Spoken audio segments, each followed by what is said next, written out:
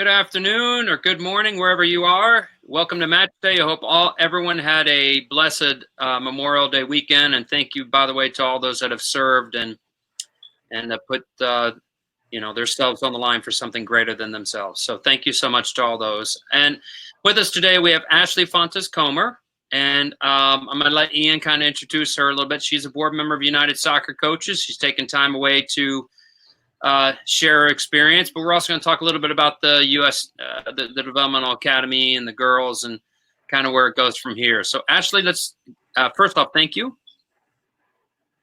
Oh, So Ashlee, check out and check back in the room. Sorry. So drop out the room and come back, Ashlee, because your audio's down. Okay. It happens with Webinar Jam. It does, darn it. But that's okay.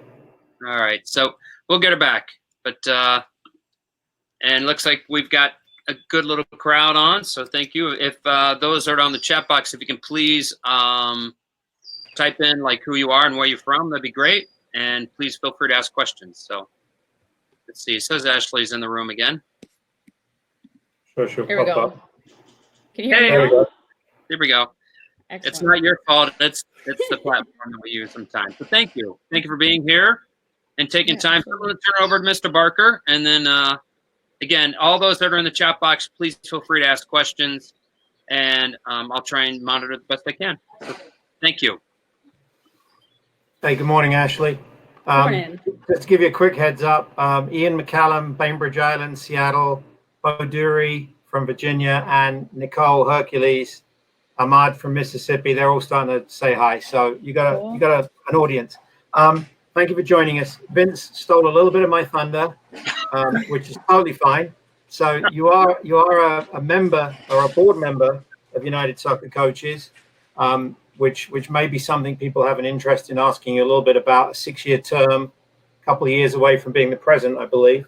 So we can talk about that. But I think one of the things that is really interesting for me is what the work you're doing with the Girls Academy, which is now a program that's sort of emerging out of the decline or the demise of the USSDA on the girls' side. So I want to get to there. But before that, you very much took my invitation to put up a little photo montage. And had I known how many sports you played and how long your career was, I might have suggested trimming those photos, but it's a fantastic little array. So if you'd like to use the photos to sort of introduce yourself, tell us a little bit of how you got to where you are, and then Vince and I'll jump back in and we'll chat about the academy. Does that sound good? Sounds great. Okay, I'm going to turn my camera off to give you better bandwidth, and you enjoy going through these photos. I know they're quite important to you, so that's great. Right. Yeah, no, so I appreciate the opportunity. This was a fun little, quarantine project, trying to dig up old photos to explain my journey, and trying to explain it with one picture, in each phase was very challenging, because the people that know me know that I haven't had just a straight and narrow paved path. So this first slide here is my introduction to travel soccer. Up in the top left corner, that's my fourth grade year. We won the state championship. I was in Louisiana. I couldn't tell you anything about that season other than I did not play, which was fine. I love to compete. So I was on the team with my friends, and I sat and I watched. And then the picture in the bottom right corner, that's, my last experience as a youth soccer player. That's the best memories I had. That's with my high school team, actually. We won the state championship. Just a phenomenal experience. Great group of kids. Wouldn't change it for the world. My high school coach had actually left. He's from Spain. He left after our junior year, and he wasn't coming back, and we begged him to come back, and he did. So he was a phenomenal coach. But everything in between those two experiences, my parents, we moved around a lot, so they always had me in sports. I played everything from softball to track to basketball, volleyball, swimming. I also, I played on my middle school football team. My mom kindly reminded me that, I've been advocating for women to break barriers before I even realized it. And the picture, the goofy picture in the bottom left corner is the awkward stage in my life, but I think I was in 6th or 7th grade, and I got to return the kickoff tee for the first time a girl had ever done that for the Detroit Lions. So that was So cool. it was a pretty special moment. Ah. So that was youth, and then I think to cap off the youth experience, I got to go to my dream school. So, in the top left, that's my dad and I, and we're going over signing my paperwork for Florida State. And the picture next to that is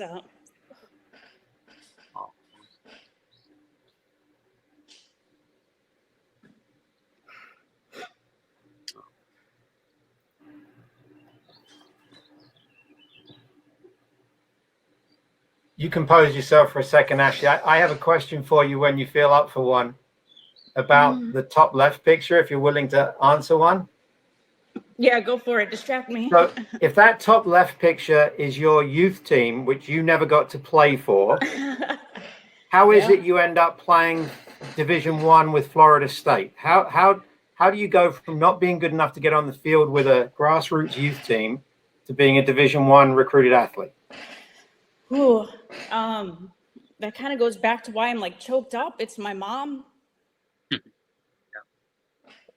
She's she always supported me. She never let me quit anything. And and then to top it off, I love to compete.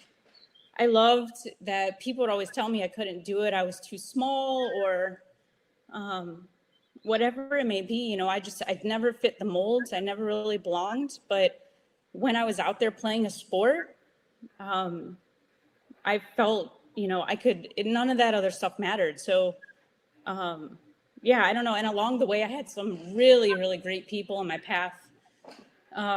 One of my teammates, I have to mention her, Kristen Fisher. She was one of my youth teammates. I had no idea about soccer. My parents didn't know either, but she's like, hey, you need to get on this soccer team, which was the Michigan Hawks, right? And we tore it up. And I got recruited because of that. She told me I need to play ODP. Went and tried out for ODP, did that whole pathway. So I was fortunate to have such loving people that really believed in me in my life. All right. I think I'm composed enough now, but that's my mom. I'm sure my mom is on and she's crying on the other side of this too. I'll send virtual. If I could send virtual Kleenex, I would, but it just doesn't work. Oh yeah. So but this 2 moments for Florida State, which were pretty cool. Don't look at the shots. I mean, we played against UVA in the ACC semifinal game, and that's the game-winning PK that I'm about to take. We went into 4 overtimes with them. We played a total of 150 minutes of soccer. I think they changed the rule after that game. And then the one in the middle is awesome. It was a first for Florida State. The first time we beat North Carolina in the days when, they barely lost maybe 1 or 2 games. So that was a very cool moment for the program for sure. And then, transitioning from my playing career, I got into coaching. It's not a pathway I thought I would take, honestly. My dad was an American football coach, and he was so invested in his craft. We saw how much it took him away from us. So I coached camps and, did the little things. I didn't really think about coaching as a valid career. But, I ended up taking the advanced regional diploma from the NSCA at the time, and met this great guy that recruited me to coach club, which was Dave Edwards.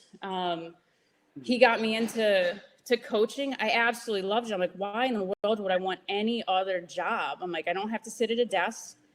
I'm on the field and involved in the game I love, and I get to see it from a different perspective where I'm engaging with these athletes, and their dreams are, they're stars in their eyes still. So I continued each year. I went back and I just kept with my education. I went back when, right after I had my daughter, I went back when I was pregnant with my daughter. I went back right after I had my son. But it was a great experience to get that education and apply it with the kids. So I coached, travel soccer and then high school soccer, and did ODP with VYSA as well. How did you go Detroit to college in Florida and then to Virginia? What took you to Virginia? Oh, this guy I'm married to over here. Okay. So, yeah. So we're over 80 match days in, and we've never had tears like we just got. Oh my gosh. And I'm now going to risk everything and tell you that your mother is watching and she's crying along with us, according to the chat box. So I'm sure. Oh my gosh. Yeah, I know she is. It's so embarrassing. Okay. That's just kind of the marker of our family. We are just embarrassed, and we just can't conduct ourselves well in these kind of situations.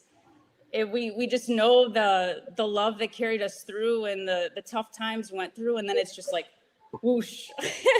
But well, you definitely are a first in that regard. So yeah.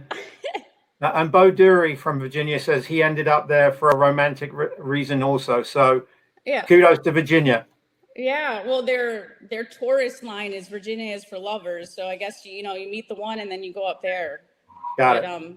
Virginia was good to us. It's a great place.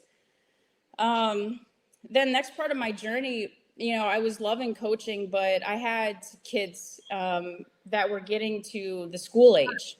So once they got into school age, I wasn't seeing them anymore. I was, out the door at 4:00 to run a training session. I was back at 10, and the weekends were when you played tournaments. So I wasn't seeing them, and I didn't like that. So one of the guys that I had met before, I coached with, and he was running the soccer wire. And he helped me transition out of coaching full time to start working for him. And one of his clients was DC United Women. So I started running their operations, which was an awesome experience. DC United, there wasn't a formal relationship there, but the folks there were tremendously helpful with any kind of support that we needed. And then, a few months down the road, we start, the NWSL starts to merge, and we become one of the founding teams as, the Washington Spirit and then NWSL. Great experience. I finished there as a COO in 2016. The picture on the left is really cool. Again, another crying moment. You see, I'm not smiling in that picture. This girl, I'm telling you, I'm a walking embarrassment.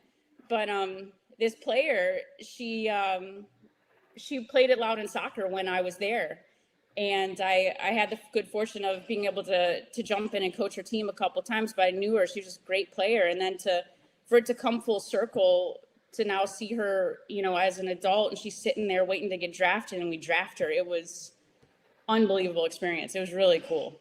So what might be perceived as a grumpy face is actually a suppression of real emotion, right? Yes, that is. I had just been crying, and I had to hold it together for 2 seconds, so I didn't take the ugly cry face picture. Okay, very good. Yep. And then, this is starting to bring up where we are today. I felt, after the Spirit, I felt I was in a point of my career that I had really accomplished more than I thought I was going to be able to in a short period of time. And I want to give back. There's been so many great people in my life that have really helped me. How can I go back and help others? And that's what brought me to getting involved with the advocacy groups when they first started. And then ultimately to serve on the board, which has been an absolute pleasure to do and continue to do.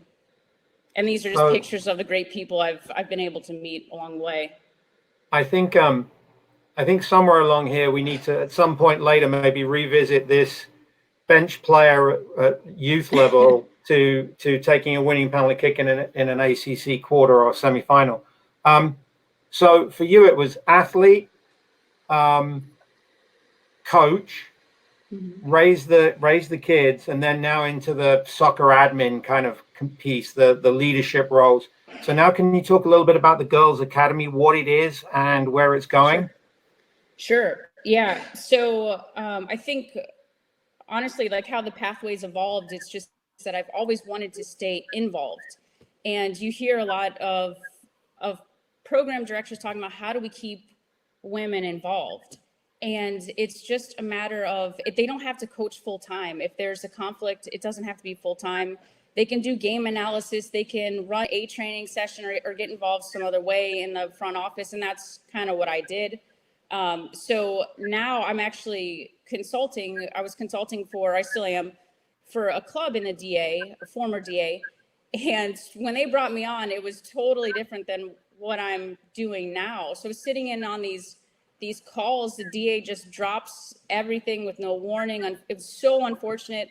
But I'm sitting there, I'm listening, all the clubs banded together and just started having conversations about the direction they wanted to go. And long story short, they felt there was strength and unity because they knew they had a phenomenal competitive base, and to stay together would be the best service for those players. So I started figuring out who I needed to talk to, and I started getting involved with trying to just support and facilitate the Girls Academy. So essentially the Girls Academy is that replacement league for the former DA teams. Not all the DA teams went there, but the majority have. I think there's over somewhere in the mid 40s of clubs from the DA that have joined the Girls Academy. With such a tough situation, there is a silver lining that you can redo things or change them for the better. So keep what the best of the DA was, which was that excellent competitive platform, that sense of professionalism, the quality of coaching, and then kind of reformulate, well, what was missing? And the best way to do that, and what we're doing right now, is we ask the players, right? That's our biggest membership. These girls, just girls sports period, it's not that they deserve better, they have earned so much better. And it's time that we, stop just taking them for granted or treating them as second rate. These are athletes. They are phenomenal athletes. So with the GA, it's definitely a league that's for the players, by the players.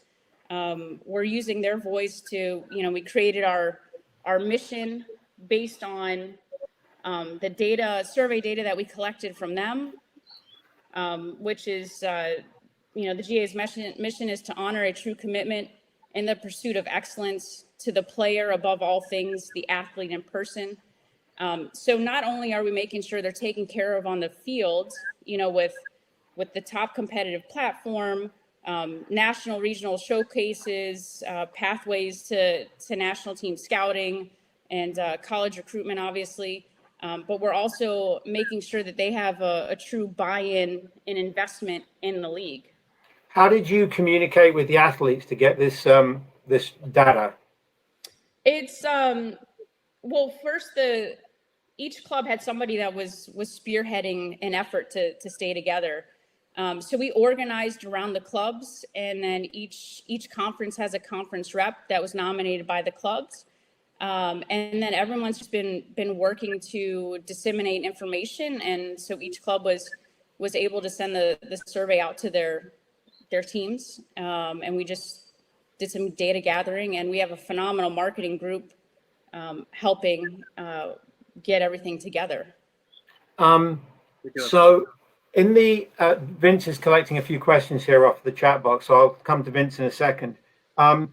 In the Girls Academy, does the club have to make a commitment to a certain number of teams, or could a Girls Academy, if there's five age groups, can they send 3 or 2, or do they have to send all 5, or whatever that commitment is? To be honest, we're still hammering down the specifics of the framework, and that's kind of the phase we're in right now. But ultimately, it's pretty much replicating, having their teams in. So you couldn't, as it is right now, there's not a club that's coming in and they just have one team in.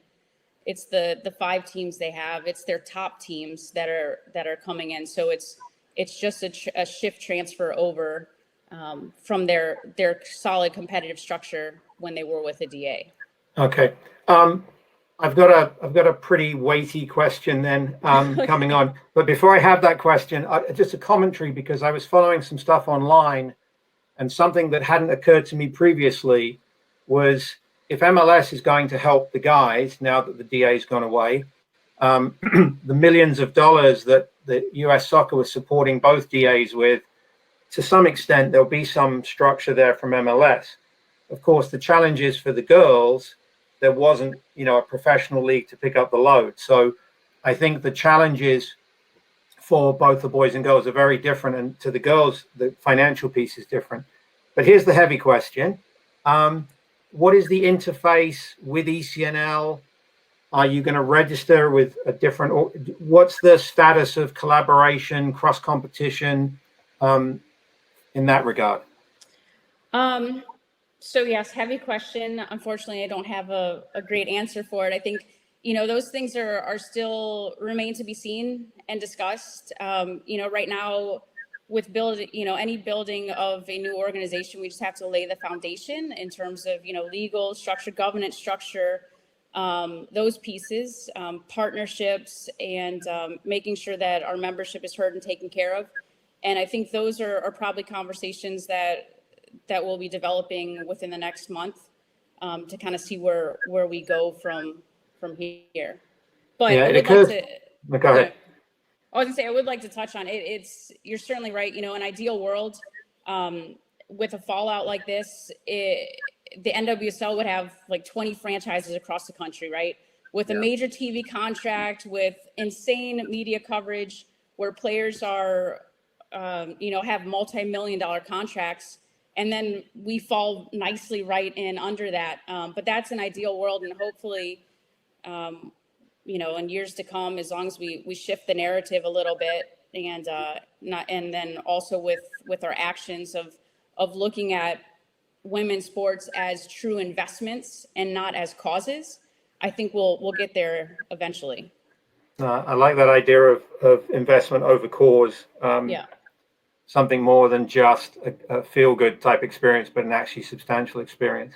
It occurs to me that being kind of in the situation we are now globally, there are clearly negatives to creating new products, but there's also a little bit of a grace period here where you do have a little bit of time to work out what it might look like, because people aren't expecting to go right back to competition immediately. So I hope the time that you get built in here helps. Vince has got a couple of questions on the chat box. Vince, I'm going to drop the camera and I'll let you go. Ashlee, I'll be back to catch you at the end here. All right, if Vince can prevent you from, if Vince doesn't upset you too much. Yeah, no pictures of my mom. I'll be good. No. By the way, showing vulnerability is a wonderful.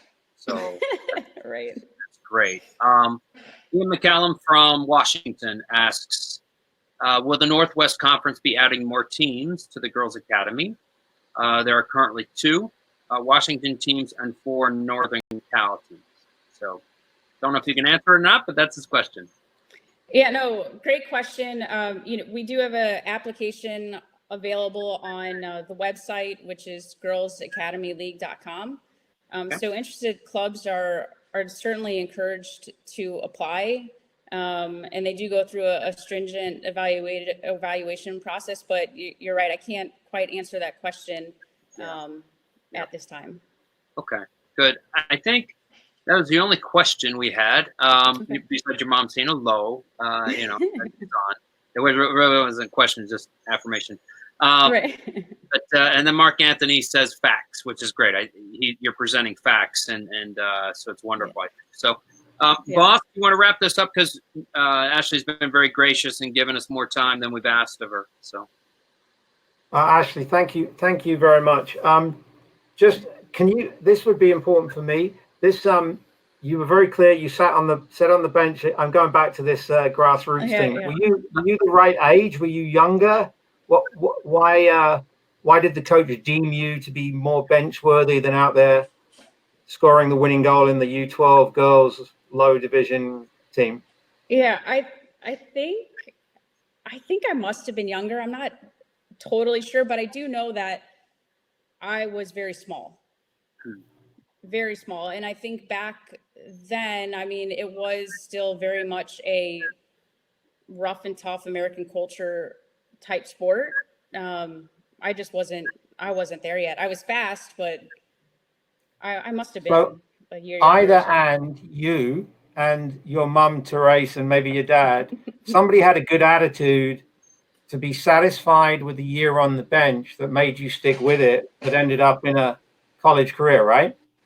Oh yeah, absolutely. I mean, let me give some credit to my dad too. He raised me on Magic Johnson. Ah.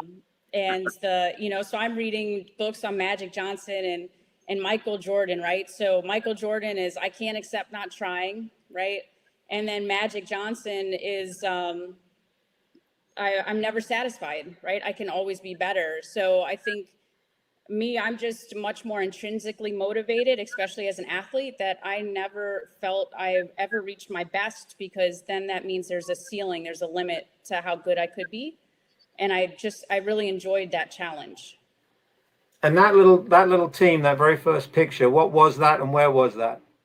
That was Louisiana, Baton Rouge, Louisiana. That was my first travel team. Yeah, fourth grade. Won the Because state championship. I'm very familiar with the Hawks, Lars Richter and all the good people Yeah. at the Hawks. So that's fantastic.